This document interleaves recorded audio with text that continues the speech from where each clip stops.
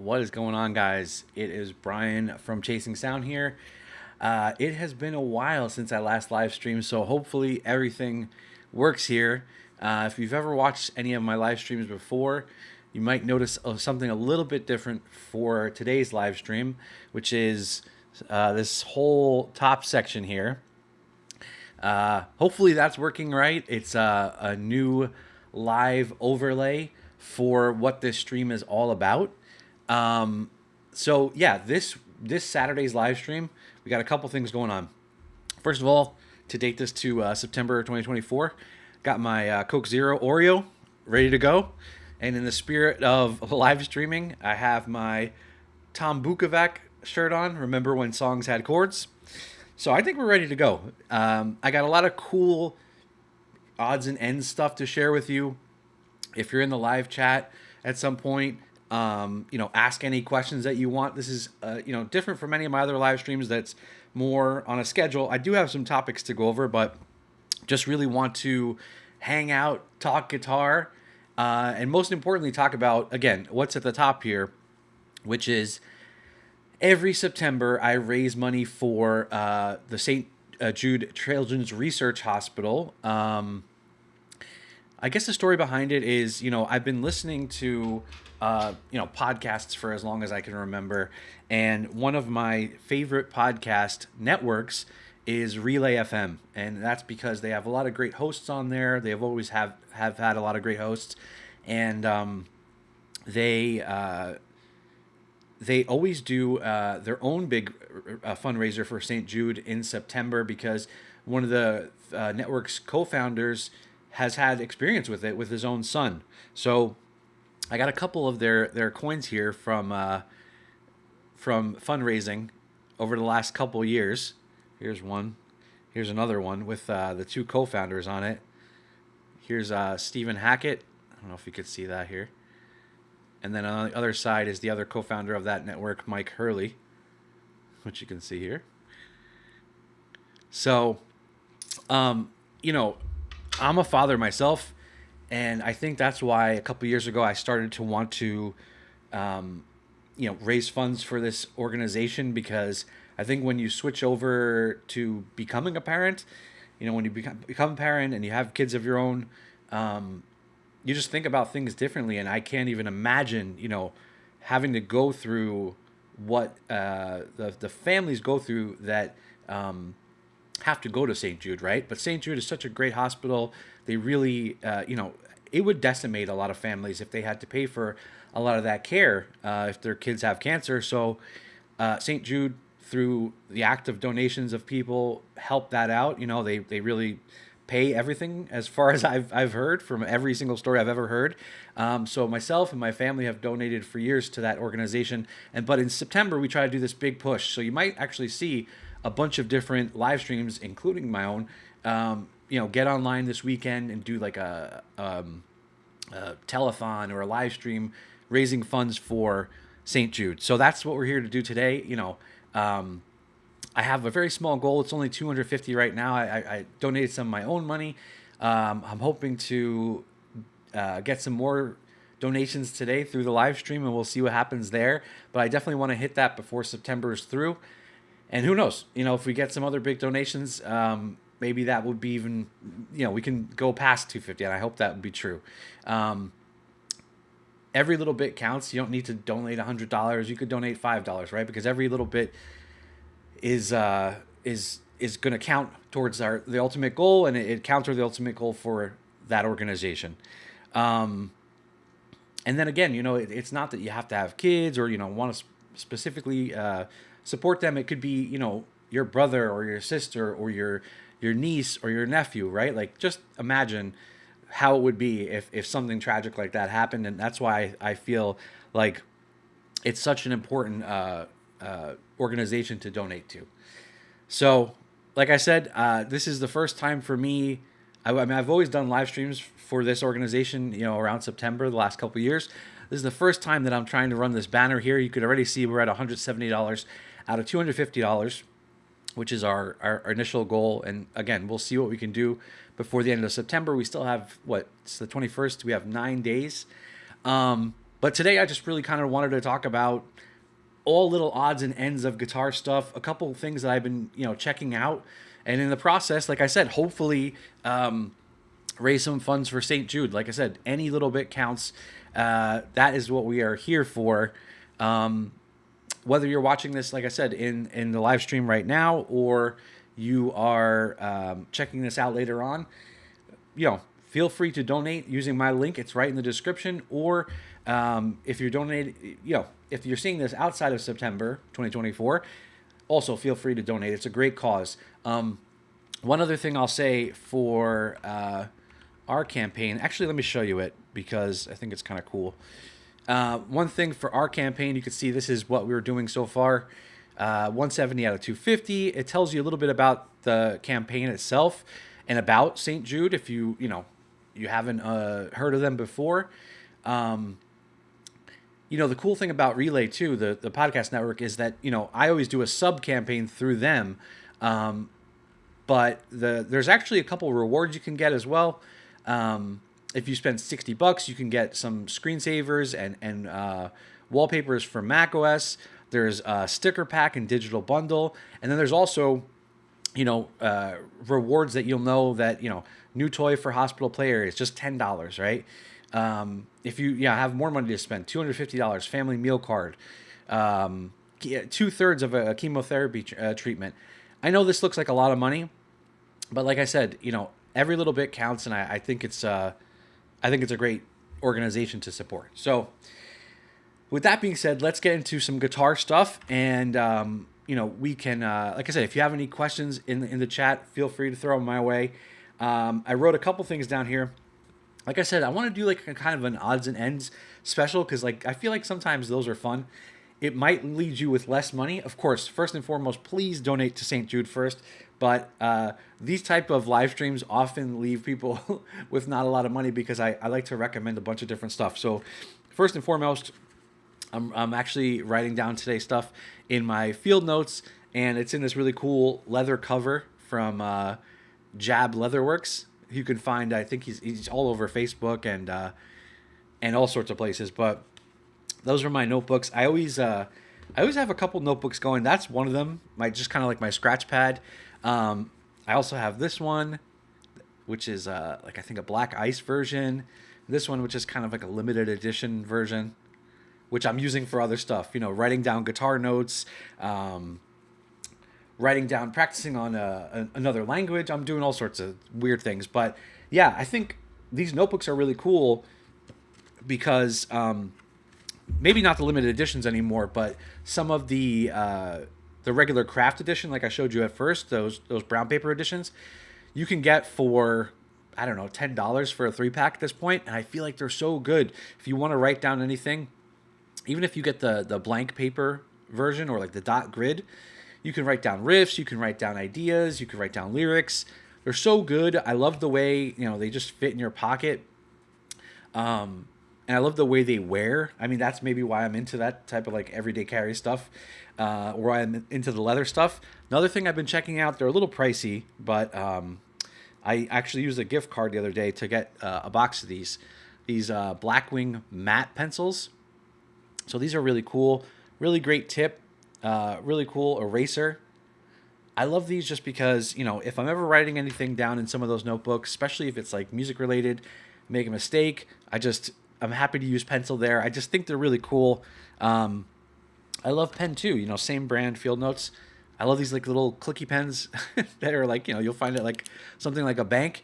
But yeah, the Blackwing along with the Field Note stuff has been a blast.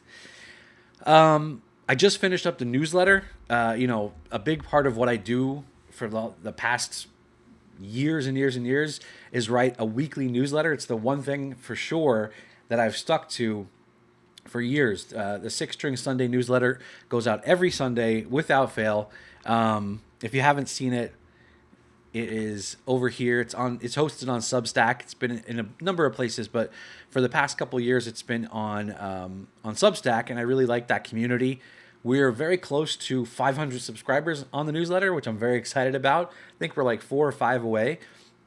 If you want to check it out, even before you subscribe, you can go to chasingsound.substack.com. I can actually put that in the chat right here. And it's just a newsletter, like I said, that comes out every single Sunday. I, do a little bit of talking at the beginning, try to share a photo of some gear I'm using, and then just share all the links of things that I found on YouTube, things that I found on Guitar World, Guitar Player, Guitar.com. I found out through our Discord chat, which is also a great place to hang out. I try to share my favorite stuff, and I think there's if it's going on in the guitar world and you want to know about it, it's probably going to be in my newsletter. So I think you should check that out. Actually, I have another issue, of course, going out tomorrow on Sunday. And one of the things that I found out through David Brewster's Late Night Lessons channel, unfortunately, first of all, great channel. Go check him out. He's a great teacher. I love his lessons. A lot of them, more than not, click with me. And I always want to learn from his channel. So go check that out. But yeah, David Brewster, he put up a new video just titled Guitar Player on YouTube the other day. And I was like, oh man, cool, because I think he's written a few times for Guitar Player. And I thought maybe, oh yeah, this is some lesson of him going back into his stack of Guitar Player magazines like myself and, pulling out some riffs from those old issues and seeing how they how he could teach them to us, right? I love that stuff. I have had stacks and stacks of Guitar Player magazines and Guitar World magazines, Guitarist, that when I've moved, I've had to throw some out. I have a couple boxes left in my loft over my garage where, I'm trying to save them. I'll try to never throw those out, but man, I've been subscribed to both Guitar World and Guitar Player for so long. Usually the print version, but now recently over the last couple of years, the digital version, just because I have Apple News and I just like reading on the iPad. But with that being said, that might be one of the reasons why David Brewster was talking about that at the end of this year, Guitar Player magazine is actually ending their print publication, which I was really upset to hear because, that's, again, a magazine I grew up with that I loved the most because, you have Guitar World. They had a lot of great interviews. They had some tabs. But I feel like Guitar Player always focused more on lessons, and that's what I love to read. That's what this newsletter that I write about every week is all about. I don't talk about gear so much. I do from time to time, but I love talking about teaching and learning the guitar. So Guitar Player is like one of those magazines that I really clicked with. And like I said, still read it digitally through my iPad, but if I'm going on a trip for work, I will definitely go to one of the little newsstands at the airport and look for a guitar player to take on the plane with me, just to kind of like calm me down as we're going to a flight. And I just love reading that stuff. So that's kind of sad to hear. I really do hope that they stick doing the magazine at least in the digital form. I hope that's what's true. But we'll see. So if you are listening to this video or checking out this video at a later date, let me know if you read Guitar Player magazine and what you think about it, or if what was your favorite issue that you've ever had. I just remember reading one not too long ago with John 5 on the cover. I had a really good one recently with Derek Trucks and Susan Tedeschi, Susan Trucks on the cover as well.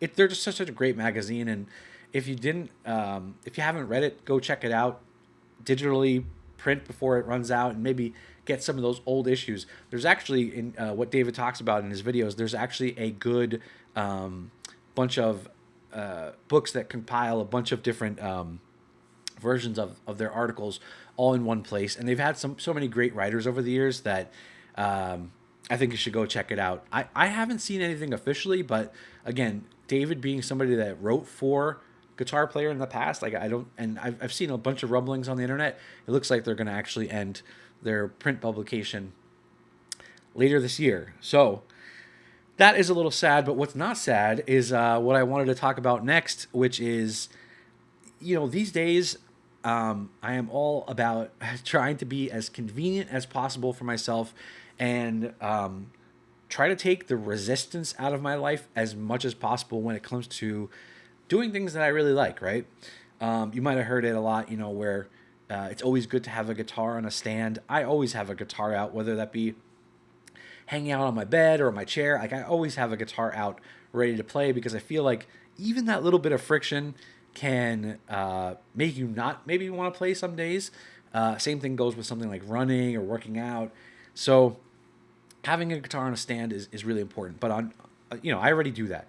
The other thing is, actually being able to hear that guitar and make it sound exciting, right? So I've had a bunch of different practice amps over my life, and I've seen a lot of people use some of the positive grid stuff, and I was like, oh, okay, it seems all right, but I hadn't really until a little while ago ever used any of their hardware. I always used their software for a long time, especially for my iPhone. Oh man, like so many years ago, I wrote an article about the perfect practice setup, and it involved using Positive Grid's bias software and your iPad or your phone. It was actually a lot of fun. But we've come a long way since then, and now when I go to practice, whether I'm just hanging out on my bed or in my chair, and I want to do something really quick, even for some of the videos that I put up on social media like YouTube or Instagram, TikTok. When I want something that I can just use and not have to worry about being too finicky with it, I am pulling out this amp here, which is probably the size a little bit bigger than a pack of cards. It's the Positive Grid Spark Go. I can't remember if I ever talked about this amp in the past, but it's not very expensive. It's like around $100 maybe. You probably can get it on sale. It's really cool because this is the little grill. You can have different grills for it. They give you two. This is the one I kept on. If you look at it, if you take the grill off, you can actually see what's going on here. And man, when I say you'd be surprised at how loud this thing is and how good it sounds for being its size, man, you would be surprised. You have on the top here your input jack and also the volume for your guitar. You have your volume up and down for Bluetooth of stuff like backing tracks for your phone. You have a headphone jack if you really want to practice late at night. You don't want to bother anybody. And you have this gold button where you can have 4 hardware presets, even if you don't have your phone, tied to the amp. And then on the side, you have your power button and your Bluetooth light. It charges via USB-C, super convenient. And then on the back, it has this kind of funky rubber thing that you could play with it standing up like this, and that's fine. But if you want more bass, you can actually just lay it down on this side, and it'll get more bass. So I would definitely recommend this Positive Grid Spark Go. I think it's awesome. Like I said, I've been using it to practice a ton over the last, I don't know, at least year. One of the things I've been checking out for them in their app is I already think they have a lot of good tones in there. Like I have a clean tone in there with a little bit of delay. I have a slightly overdriven tone. I have a lead tone, and then I have like a funkier, kind of like a clean with a bunch of weird delays on it. So those are the four I always have going. And I recently put like a Jack Gardner patch on there that somebody made. But those are the two cool things.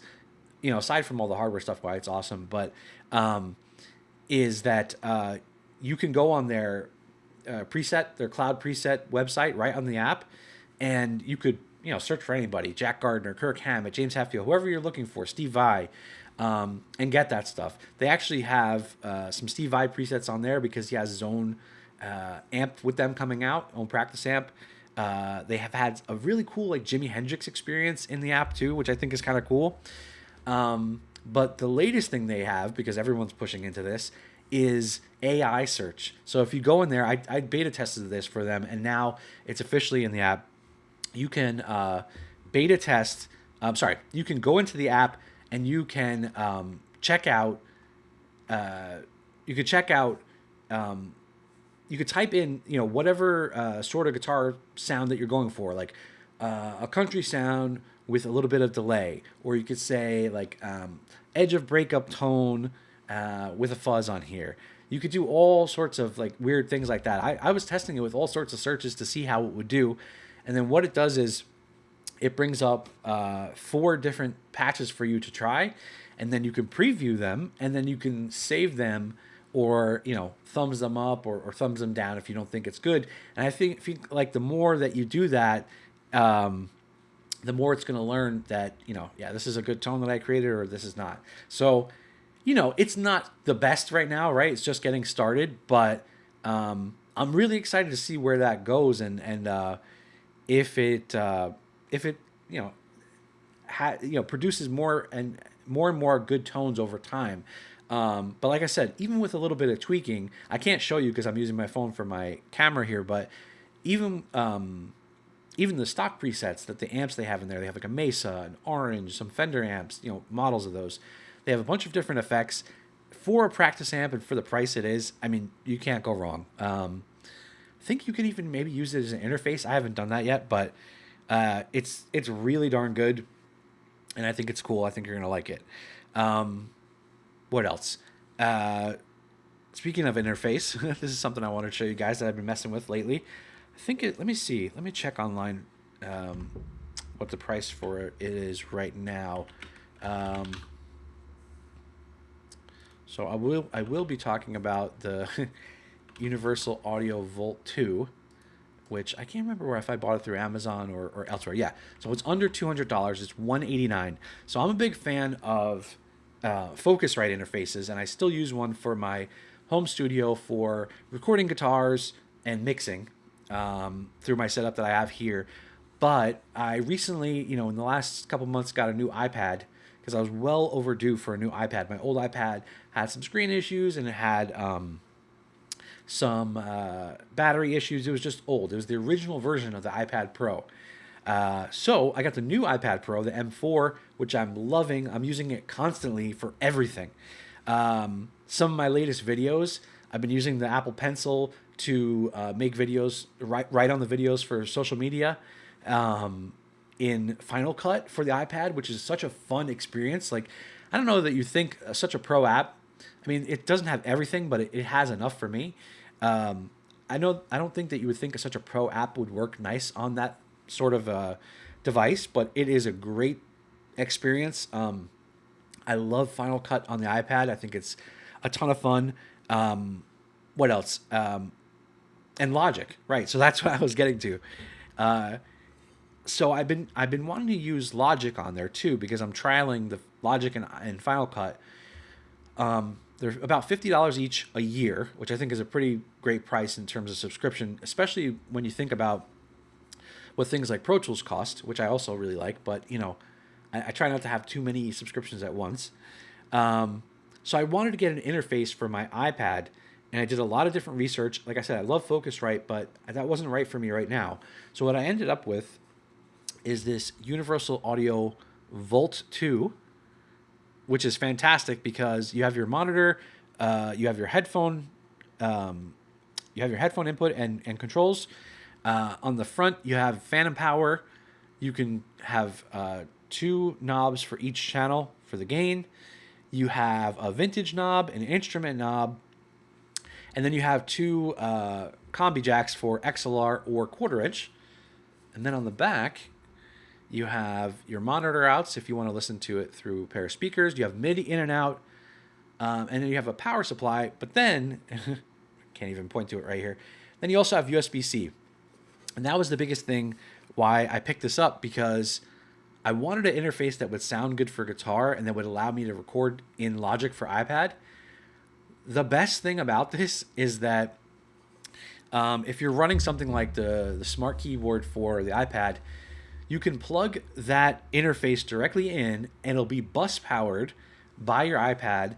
And with the keyboard's power supply, power jack, USB-C, you could also power the iPad so you don't run out of juice there. So number one, again, when you talk about portability or how easy it is to work with something like this, again, I'll just be sitting down at my bed every once in a while. I don't want to sit at my desk, right? Because I work from home. So I'm sitting at my desk all the time, 8 hours a day for the most part. Maybe I want to be away from that setup and I want to go elsewhere. Having something like that interface and just being able to work on the iPad feels a little bit more like play or creativity.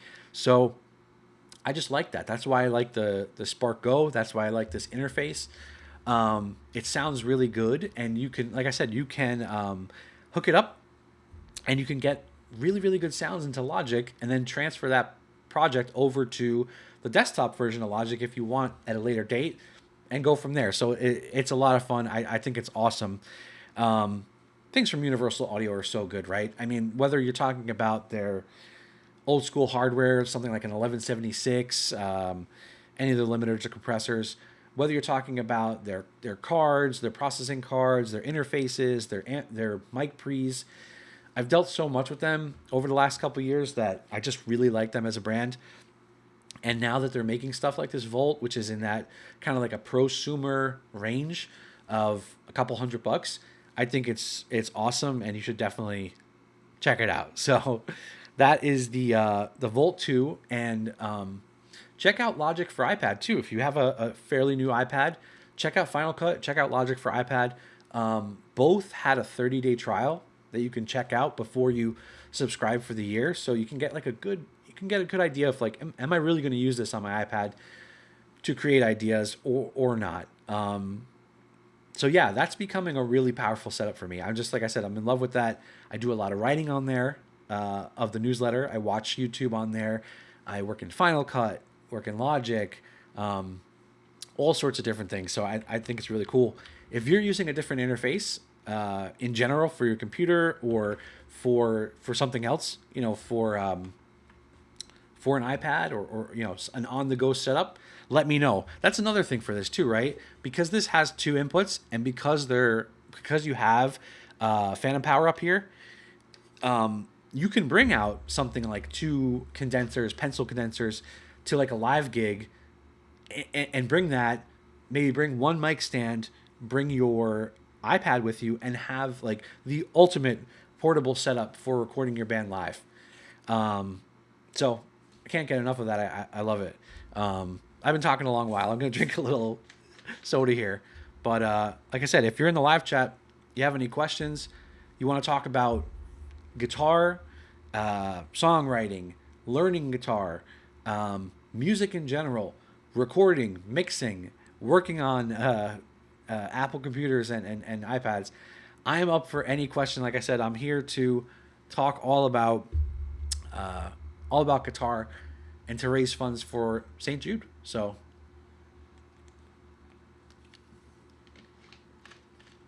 that is what we are here for. Like I said, we're at 170 right now, trying to get to 250.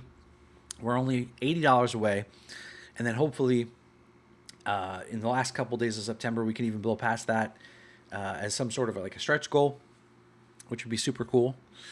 What else I've been using? I feel like I haven't, like I said, I haven't done a live stream in a little while. So I'm happy that I could do one for St. Jude and then talk about all these cool things, because I had so many things to catch up with the audience about. Other thing I've been checking out, I mean, listen, these things are everywhere, right? Clip-on tuners. But one that I've really been loving is this one from Paul Reed Smith, which you can check out here. Let's see if I can get that to... Yep. So that's it. It's a very cool clip-on tuner.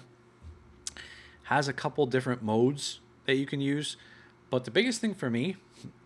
I mean, listen, it's not USB-C, but it does have micro USB, and it is rechargeable. So if you know anything about that, you know that having to buy those batteries for the clip-on tuners, like the Snark and all those things, that definitely gets tiring over time. And this thing has been working really great. I got one for myself. I got one for some family members that play guitar. It has been awesome. I just really like using it. I love PRS stuff too. You know, I have a couple of their guitars now, and just a great tuner. So if you're looking for a great tuner, let's see. Let's double check with that right now too. I'm always trying to get I get things, but I can't remember always all the time what they were. Let's see. PRS guitar tuner, $29. So I would definitely check that out. I think it's very cool. A lot of fun to use. Don't have to worry about batteries. It's very, very good at that point. What else have I been checking? Oh yeah, I wanted to talk about picks. All right. I mean, like I said, I'm definitely going through some sort of odds and ends on this stream, but all things that I've been using day in and day out over the last couple months lately. So you can see I'm wearing the Honey Picks hat here. First Honey Pick I ever got was this one here. I forgot what the model was. I don't even know if they sell this exact style anymore. I'm sure they sell the exact shape, but this was the first weird one, and I liked it, right? But I'm a big fan of stuff like, like the Dunlop 88s, the Tortexes. I really love the Jazz 3XLs. I think those are excellent. And the Jazz 3XLs are excellent. And my everyday pick, if I didn't want to spend a lot of money, I would do that. But then when you think about it, some of my fancy picks that I really like that I've been using for a long time are stuff like the Red Bear picks that Guthrie Govan plays. But those picks are pricey, right? I mean, they're like $20-$30 for a single pick. They do last for a long time, but they cost a lot of money, and I feel like this other brand I'm going to talk about in a second, Honey Picks, is doing really good work with the stuff they make. They are definitely hold on a second here. They're definitely got a couple calls coming in. They're definitely making some great variations of picks, and I just love the material. I love the way they feel. I think they help me play better. Here's a couple different ones. So these all came out of their 4th anniversary. This is one of the Honey Picks. On the back, it's pretty cool. On the front, it is also really cool. Has this, let's see if it'll focus. It has that grip. Right? There we go. Has that grip. I've been using that a ton lately. Every once in a while, I'll be using this crazy one, which is a glow-in-the-dark version. But it's huge. I just got it just to try a pick like this, because I always see custom pick makers make this type of stuff. And I thought it was kind of cool. So I just wanted to try one for myself, and I thought, since I'm already buying some stuff from Honey Picks, might as well check that out. And then finally, this one I've been using nonstop because I feel like it's closest to the Red Bear stuff, but for significantly cheaper. I don't know. It was less than $10. It lasts a long time. The material feels great. It looks great, and is an awesome pick. So go check out Honey Picks. Like I said, I feel like I'm just making a ton of recommendations here, but this is all stuff that I've been actually using day to day. So I like to, give shout outs here and support support different people when I can. So I think they're fantastic. Who else I've been checking out? This website too, Zen Rigs. If you have any fractal stuff, they have should be opening today. They are reopening their store for fractal gear. I'm gonna probably be trying to make a purchase here for getting a whatchamacallit, getting different covers for your fractal gear, and it's just awesome. I love that stuff. They're reopening. Some of that stuff is coming out soon, so I think you should check it out. What else? Yeah, that's the Zenrig stuff. If you own any fractal gear, whether it be like a FM3 or FM9 and so on, it's really great. New music I wanted to talk about too.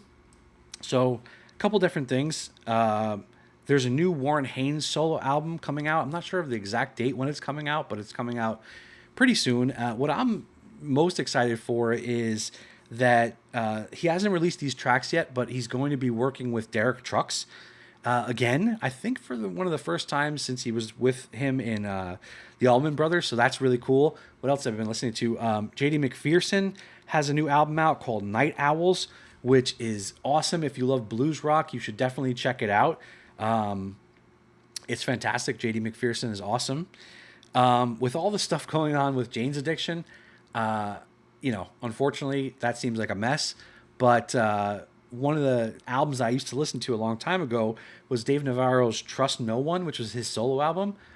That is awesome, and you should go check that album out. I've been going back to Joe Satriani's Engines of Creation. Actually, I was on a live stream the other day commenting that I thought, I wondered if anyone else liked that album because it was kind of like a weird one where he started getting into a lot of different like keyboard stuff. He recorded everything directly on direct to an interface. He was working with Eric Cadeau for keyboards and everything. So that's Engines of Creation. That's really good. Mike Stern, new one, Echoes and Other Songs. And Oasis, of course. I've been listening to them a lot for their definitely maybe 30th anniversary as they're heading back. I haven't seen any U.S. dates yet, but kind of excited to see if they have any dates coming up and see what can go on. That'd be cool. But a lot of good music. I've been always checking out Apple Music for the new releases. I've been checking out all that stuff. And if you haven't checked it out yet, there's a really great app. The developer makes a couple different apps, but he also makes an app called Music Harbor, where it kind of searches your Apple Music. I'm not sure if it does it for other services, but I've been using with Apple Music. It searches your artists, and then it'll tell you, if a new album is coming out from that person, or if it came out that day. So every Friday, I'm always in that app checking it out and trying to listen to new music. So definitely a lot of fun. And the last thing I kind of wanted to get into, in case anyone has any questions, was I've been doing a lot more videos for social media again. And, a lot of students have always been asking me, how I'm learning some of these more tough riffs or licks. And the thing comes down to really, I think, slowing it down and having a process. So I wanted to kind of show you something in the last couple minutes here of how I'm doing that, where you could slow down the process, and then you could also speed it up, and then you can try to go back to kind of like a bass ground of where you should be able to play a lick or riff. So actually, let me show you something here. So this is, let's see, I don't know if you can see this. Let's see if you can see Guitar Pro here.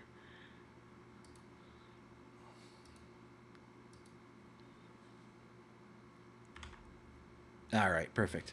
So I brought up this because this is just one. First of all, if you don't have Guitar Pro 8, you should definitely run and go get it. It's a great program. I use it all the time. It's one of my favorite programs for writing out tabs, listening to tabs from other people. It's just amazing. So I think you should go check it out. So one of the things I do, like this isn't the song I was working on. This is just a demo song from Guitar Pro. Let me see if I could unmute this here. So yeah, I've been working on this, and what I usually do is, like, let's say you want to learn this, these pentatonic style riffs here. What I like to do in Guitar Pro is make a selection and turn on the loop function here. And initially, it'll just loop at 100%. So it sounds something like this. Hopefully, it's coming through on the live stream.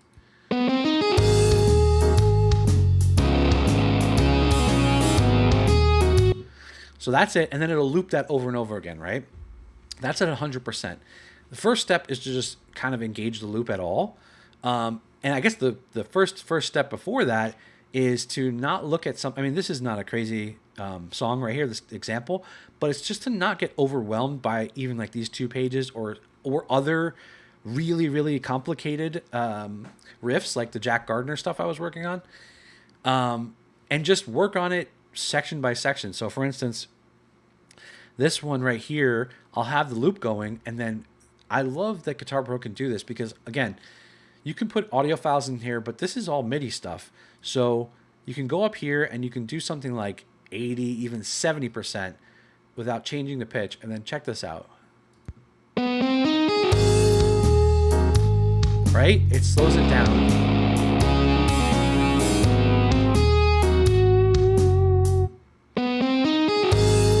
So let's say that you were starting off at 70% and you are practicing to try to get that as clean as possible. What I would suggest is, again, going a bar, not bar by bar essentially, but like this is a couple bars. So try to take this whole phrase, which, like, to me, this is a whole phrase.